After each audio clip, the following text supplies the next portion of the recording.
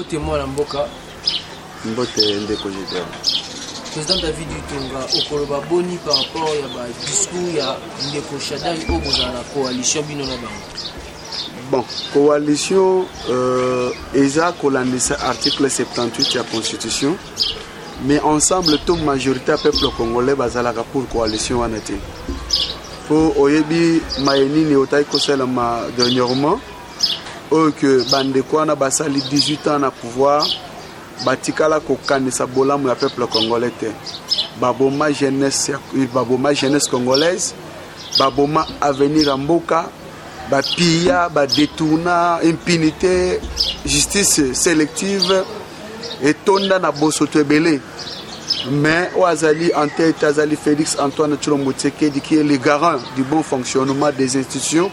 Wapinde Mouké, peuple congolais à parvenir que se maîtriser pour que biso na 2006 tolinga kitosi la nana pouvoir ya monsieur Kabila tout soit peuple congolais azala qui déterminé pour na kosila nana régime passé en face à face sans même ko kena maponami mais bato ba ki ko calmer biso to ko calmer peuple za basango yami balé na 2018 après tolinga kitosi la na mais mutu ameki ko calmer biso eza Félix Antoine Tshilombo Tshisekedi. Ok, bango lelo bazali na kati ya kobosa na eloko wana parce que peuple congolais azaka na kanda bamona monsieur Kabila na porte ya CPI bamona Shadari na nzela makala na ba otunyoso tout baboma babebisa baboma ba Rosimu Kendi baboma ba Thérèse Balik bayoba ke batwana bakotikala ka jamais impuni Dieu de confusion tozobwa kela bango nzamba confusion.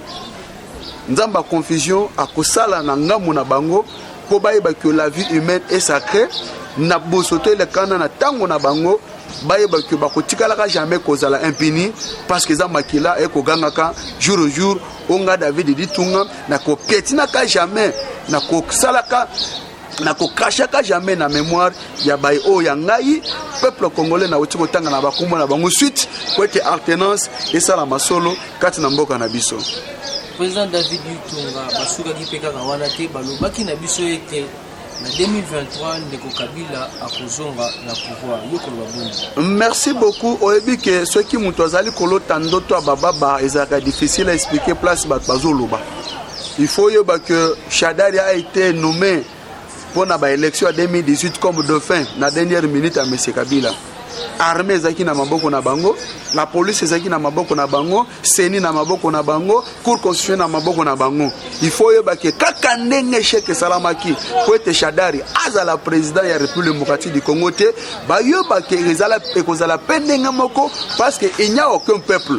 D'abord tolongola na nous peut-être que c'est le sentiment. Comment vous pouvez imaginer mboka o ba bengi que bato baza ba professeur d'université ba mususu kutu titre académique to tikalo komona yango te na bamboka bapaya ezali développé par rapport na ndenge makanisi to mayele ba professeur bazali nango mais na République démocratique du Congo ezande le contraire okomona bato bakozwa makanisi na bango okomona bato bakozwa mayele na bango pona kokende kocentraliser ngo tout d'un individu yango ngoni avec pouvoir à président Félix alingi biloko wana te eloko nini monsieur Kabila to sénateur Kabila boseni na République démocratique du Congo kaka ndenge peuple congolais abaraki route na monsieur Shadari ayeba peuple congolais akobare route na makambo ezolinga et se préparer na PPRD parce que faut yeba yango coalition biso to kenda konsenga coalition te et peuple a kendo senga coalition te il faut voter la image na dernier discours ya sénateur Kabila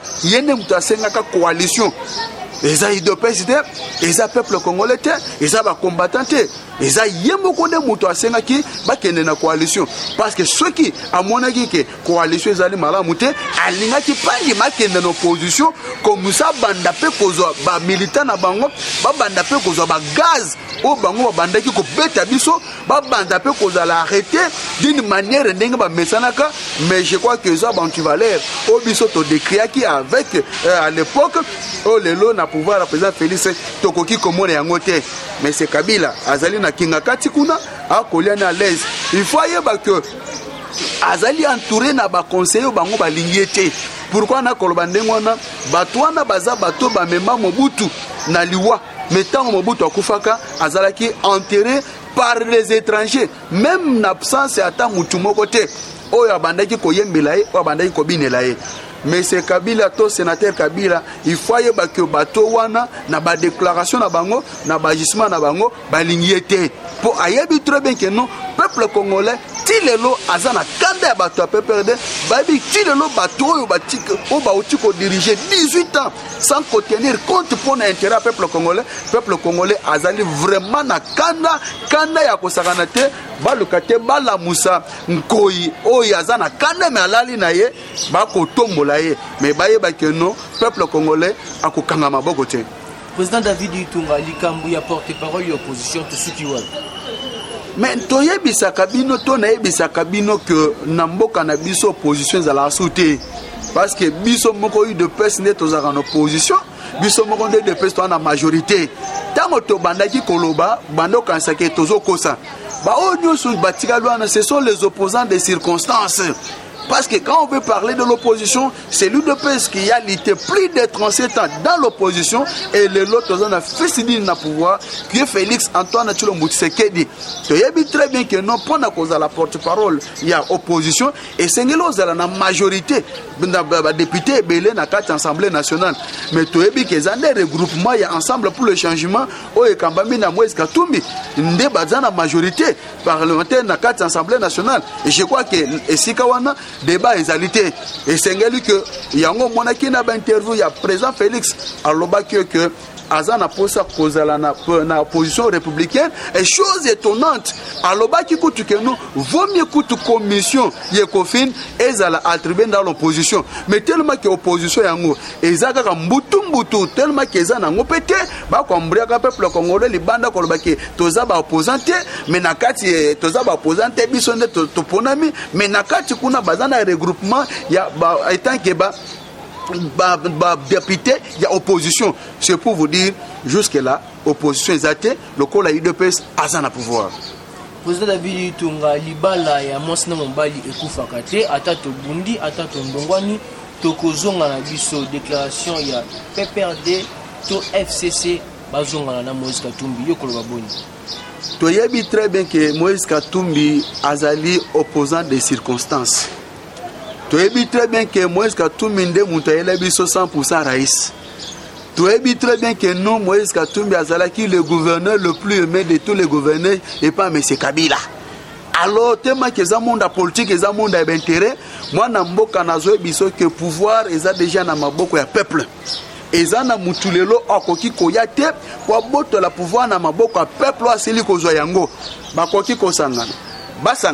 Basangana te yeba que peuple a récupéré déjà pouvoir naie o wa pepe sa maili na Félix Antoine Tshilombo Tshisekedi de sorte que no tala lelo liberté d'expression ezali lelo ba cacho aner ya sa mabele za la sauté lelo justice sélective to distributive za la sauté lelo liberté d'expression commis lelo zo mona que no peuple congolais ezali ko se retrouver na ba droit naie lelo ba marche ko salama oko ka jamais ba tuerie lelo ba marche ko salama d'ailleurs ko to marche ko salama la police accompagnée na vitalo munena bazo pesa yo soko moni ko lembi ba kotso na di baquette ko ti pa na bino ba biloko ane banda ko zalate si ce n'est que à l'époque na tango biso dozali avec Félix Antoine Tshilombo Tshisekedi il n'y a qu'un opposant kwa koki ko sala face na président Félix na 2023 mutwana azate puis à côté la paix ko zalate puis élection paix ko zalate élection zalate ndé et pose à la tête et ça violation en constitution té tunanga bongo pourquoi Fati Béton appelle ça gratuité effective enseignement.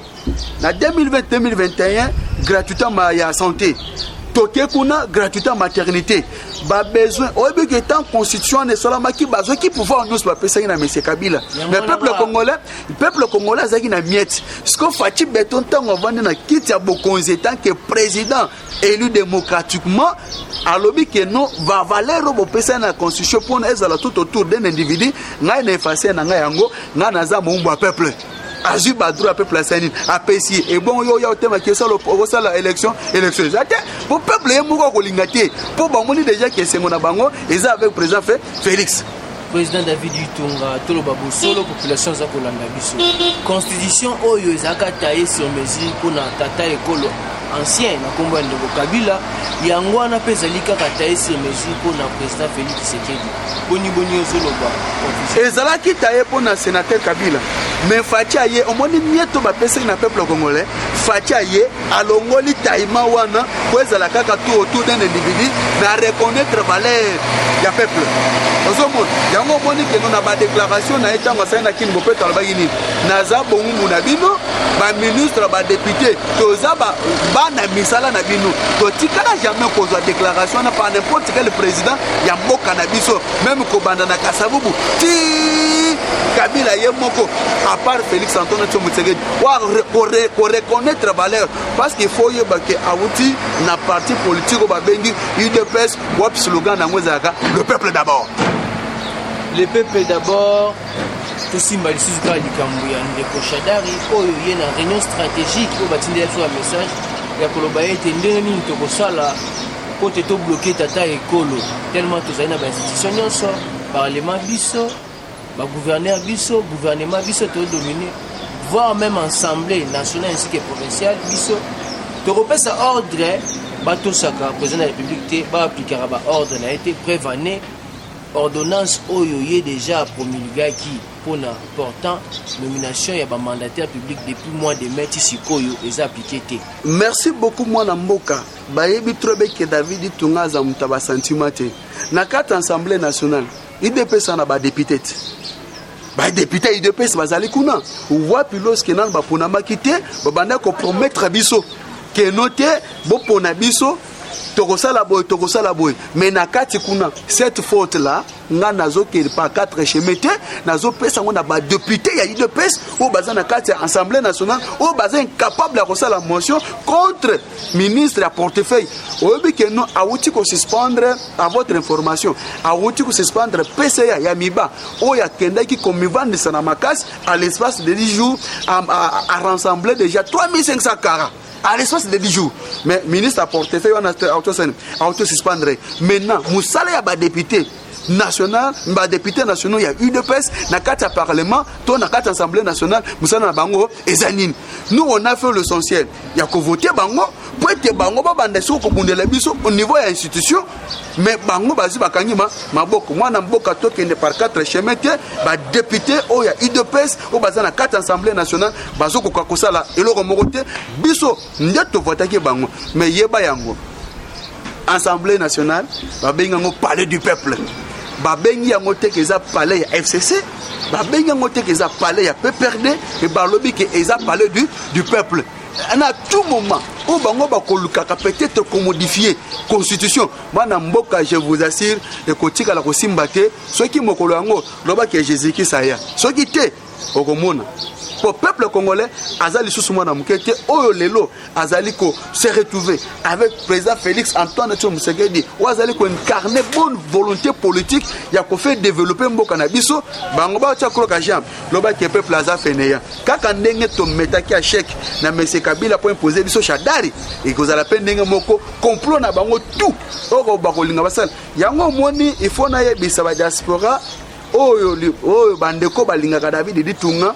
O bayoka kikala mingi te na sesa wa rumeur pona ko destituer na ni Janine Mabunda na kati assemblée nationale eza ba jeune na bango eza na ba jeune na bango pourquoi parce que le conseil des ministres kotaki président votaki budget ya 10 milliards et sengeli ba kende na session budgétaire de sorte que non budget wana ezala en application batali balobi que non quels sont les manœuvres au biso tokoki kolonga to sala pour être tout repousser datwana to kende na ba système ko ya kroka jam ba yeba ke peuple congolais asa congolais déjà mis miso peuple congolais a déjà maturé biso dozo mona bango bonne volonté au président Azali na yango président Zarana à l'aise pour bigaza na peuple mwana mboka na kosa yote peuple aza bon me retardé okoki kozala autant de policiers yeba que ce qui peuple a décidé oko résister parce que faut yeba d'après tout le monde a rappelé ba kenda prière bako koza pe exemple te ba Mobutu ba dirigeant pendant 32 ans mais lor ba kufa ba kenda te loko mokote ceux qui baza devant conscience na bango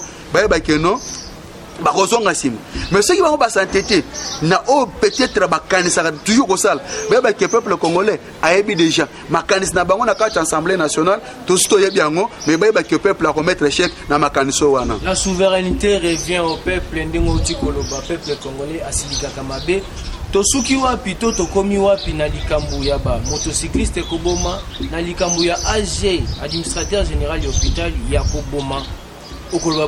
Mwana mboka tango nayokaki likambo wana nazalaki na kanda makasi na banza ki ebele bamekaki pe kolandanga na bamédia mususu. Comment vous pouvez imaginer na charte ya déclaration universelle des droits de l'homme balobi que la vie humaine est sacrée. Mais tout le monde qui est bon document qui est côté là qui va policier oya ujana tu ebi keza ba policier oyo mais c'est Kabila ayela ki biso bango pour être imposer biso chadari amoni ki esimite bandeko wana ba komi lelo to ebite na mboka Congo. Est-ce que sokoza policier oza PP oza bureau de est-ce que oza habilité ya kosala o ba bengi service ya circulation routière alors ba roulage musala na bango mimi. Et plus de deux, général Kassonga, c'est la parade à tout moment na ba policier naé. Mais comment ba policier na bazali ko parvenir contempérer na ba conseil o yazal ko pesa na kata parade. C'est cas incompétent. Ceux qui sont incompétents, ministre de l'Intérieur, vice-ministre de l'Intérieur, il y a eu de pèse, Gilbert Kankonde. Tango Makambouane Bandaki, qu'est-ce qu'il disait? Il ne faisait rien. Mais lorsque tu es maki, pour interpeller conscience, tu dois dire quelque chose à Otaï déjà Koloba. Dernièrement, je crois qu'au Monaki parade de Salamaki, ce qui passait à Kabundu Alessa a délivré Bango. Oui, c'est bien pasteur Walesa, au bien pour délivrer Bango. Mais Nakat na Bango, et ça na bateau, yokeno, Messana déjà comme la gaine. Comment vous pouvez imaginer, place la police et Zali, bazo me la bagene, bazo me la diamba, enfin moutouande ozu mundu kosani au PC. Est-ce que devant un événement, moutouana vous avez conscience aussi longtemps que nos systèmes nerveux na yese sanine et ce tombeau qui déjà déjà affaibli, vous avez déjà devant conscience. Et pour moi namboka il faut ebelo komoko. Namboka nyonso soko moni police ko tambola na mundu ki et sengeli ko kanise que mboko en état d'urgence. Mais surtout en état d'urgence. Est-ce que na code le ministre de l'Intérieur a connu pour expliquer biso qu'est-ce qui fait que nous n'avons pas ce pouvoir d'un policier attend na munduki en pleine circulation comme ça na kati peuple na matanga policier na munduki et puis na likambo mususu oto tunanga ya dolima pona age ya vijano babomaki mwana mboka obi dolima kambazaki c'est le bourgmestre azaki pina à l'époque d'André Kimuta azaki pina makasi le plus petit. Mais c'est pour vous dire que non, Air Top Congo a bandaki kosala ba kotambola kana ba commune pour na koyeba réalité au commune ezana ngoto ba difficulté. Alors nazo biso que dieu de confusion à côté la bango nyonso tout. Na banda ko koya kaka na mitambo pour te ba répondre devant justice parce que la justice élève toute une nation. Et de cette même occasion, na ko profiter pour na répondre na justice pour Kenyang. À qui pour expliquer biso c'est quoi la vacance politique et c'est quoi la rentrée politique. Vous avez dit qu'on a la déclaration naïe, qu'on a azali cause la maître naïe. Mais hier avant mi benga le locabiliste, à l'époque il était qui? Ndeko Kabila sengela sosola ki azo vanda na bato bazo linga été. A kolobakeno maintenant to ko sentir ye. Mais ayeba ke o eza pouvoir à peuple. Tango yoko ya na système obosani que système échangé te okomona peuple liboso na yo et puis qu'on passe sa déclaration koloba que non le contrat était d'un mandat mais là on se trompe. Attends l'article 74 attends l'article 70 et le binini pour un mandat to bozali président ya République démocratique du Congo na ngwende na ye alors il faut ba yeba que non le régime a déjà changé ba lukate ko provoquer quand le peuple congolais. Parce que ceux qui vont bakanisi que la République démocratique du Congo les abilanga PPRD bazali ko se tromper parce que ba komona peuple congolais souverain primaire liboso na bango pona ko mettre chèque na ba makaniso ya bango no surtout ya mabe bouti kozala na 18 ans même le loso qui que non mais ce sénateur Kabila a postulé battre face à un combattant il faut un combattant combattre parce qu'il y a un bilan positif ou que Moutoua a conscient à qu'il n'a voté été. Et puis, Nazar Koye dit que attend l'article 108, alinéa 9, où ils allaient colober incompatibilité, il y a des sénateurs à vie. Et le Bassala qui est loi statutaire, il y a un ancien président, et bien sénateur à vie. Batanga qui a moté, qui l'olenga kosala a moté. Alors c'est pour vous dire que non, et côté la kosala maté, ndenge peuple congolais empêché qui Kabila pour imposer biso Chadari et que la peine d'un mois en 2023, mais c'est Kabila qui jamais va se présenter na mboka oyo oyo tikala biso ba kuluna oyo tikala biso ba shege oyo tikala biso ba ujana oyo lelo que non ba shege lelo avec Fati moi dans la classe malgré conditions oyo zotanga mela mais avec cette bonne volonté malgré conditions ya mabe. Non, oyebi ke ba pesaka matata ponyo mbongo pa tonga mille école atikala ko tonga yango te. Toko fouiner na passé te. Non, moi je dis, moi tant que David Itunga, président Fati, tu dois fouiner dans le passé. Même en commençant par 2006. Parce que ceux qui président Fati a fouiné dans le passé, bah telle déclaration va nous saigner. Et bah nous continuer kozala, bah toi on va toujours dans l'auteur. Mais bah y'a bah que biso peuple. Bah nanzambe bah zouté bah encore dieu de confusion. Alors bah n'a confondre bango, pour bah répondre moko na moko, liboso ya justice congolaise au bazomona que le peuple congolais aza fainéant. Peuple congolais aza fainéant. Président David Itunga, projet ni boza nango na janvier. Mais eza likambo ya projet te. Eza likambo ko respecter constitution mboka na biso. Ceux qui bango bazali ko continuer toujours commettre bras de fer. Ou bien croire qu'à jambe la président Félix biso peuple to ko se mobiliser République démocratique du Congo mobimba. To ko sala ba marche président ko dissoudre le parlement. Mais ça va procéder au cas où il y a crise du parlement. Oui, mais lorsque bazali commettre croire qu'à jambe la président Félix par rapport à la bonne volonté politique oyazanango aussi longtemps que peuple ezali ko soutenir Fati Beton bazali déjà na maturité. Moi, na moka na zone que non, tu peux pousser président Félix fouiner dans le passé, tu peux pousser président Félix à dissoudre le parlement. Devant Liwa Moutinho Sobangaka. Moututo Akufaka. Mobutu a déjà 32 ans. Ana Samabele. Nani Léopold de Nani Pape. Benoît XVI. Nani Léopold de Pape Léopold de Assani. Akufa. Ça dit que nous, oh, ils ont ma belle pamba, oh, ils ont ma belle. Nous sommes tous à mortel. Nous avons tiré la séquence à Wazalete. Mais n'a David Tunga, n'a pas tiré jamais, qu'on pète la mabo, qu'on les antivaleurs, ou bien qu'on crache la mémoire, il y a aussi Mukendi, lui qui est Kéris Kouloula, et qu'on tire le Simbaté. Moi, dans Mboka, je vous dis que ceux qui vont continuer dans la jambe, le Parlement, tu peux pousser la fatigue à dissoudre. Tout si maintenant, Likambo, Utikoloba, il y a qu'on crache la mémoire, il y a Rossi Mukendi. Rossi Mukendi alobaka le peuple gagne toujours. Rossi Mukendi abimaka na marche akufaka pona zana posa Kabila longo. Okay. Mais lelo toujours travailler na ndeko Kabila. Est-ce que tu craches te? Na lobi boye. Oye salami eza à respecter article 78 ya constitution mboka na biso. Oye permettre na coalition. Mais elingi kolobate que nous na dossier wana mwana mboka na oto expliquer boye. Mututu asalama be na peuple congolais. Mututu oya bomba peuple congolais. Mututu asima makila peuple congolais. Kokene kokomiko sate mutuana ko répondaka un jour. A ko répondaka un jour na ba acte na ye. Pona maître Peter Kazadi. Na Augustin batika ko distraire ba combattant. Biso ezata ya komema biso na ba distraction te. Toza na posa ke toka ba province nyonso tout. Et ezala au sommet pour nous préparer 2023 parce que 2023 c'est maintenant que koya koleka na ba média pour na kwambrie mutu ya ba peuple congolais. Au passant na posa contacter nga numéro nangeza plus 243 82 283 22 25 na bandeli plus 243 82 283 22 25.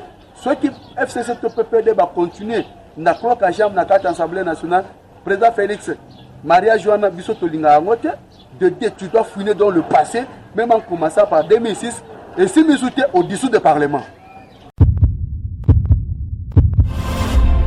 Faire parler de vous. Confiez-nous votre image et laissez-nous la transformer en une identité forte grâce à un accompagnement sur mesure et un suivi personnalisé.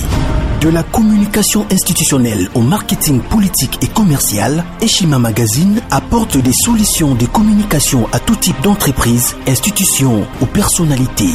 Notre parfaite connaissance des outils de l'information et de la communication, mais aussi notre expertise, sont des atouts pour vous conseiller en proposant des solutions efficaces afin de rendre votre communication adaptée, maîtrisée, attractive et persuasive.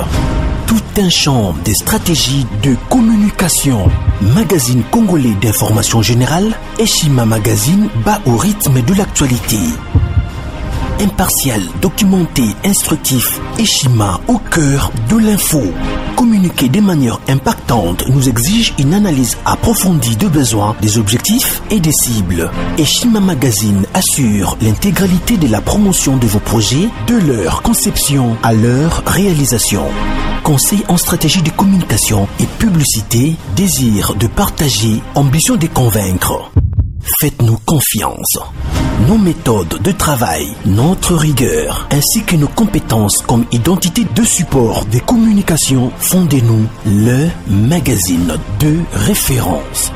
Retrouvez Eshima Magazine au 4012 avenue Ouya dans la commune de Kintambo à 2 minutes de magasin. Contact eshima-magazine@hotmail.com.